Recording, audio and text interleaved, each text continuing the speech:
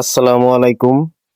আজকে Suzuki Gixxer FI গাড়িটা খুললাম। এই গাড়িটা একটা সমস্যা হইছে।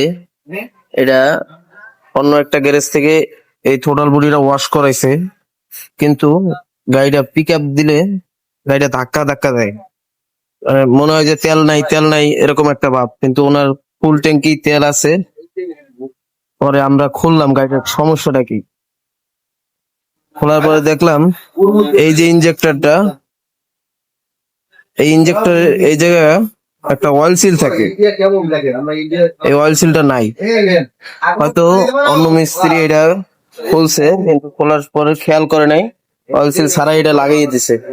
কিন্তু আমরা এখন এটা একটা অয়েল সিল দিয়ে লাগিয়ে দেবো, আর গাড়িটা সুন্দরভাবে ফুল মাস্টার সার্ভিস করে দিতেছি। যে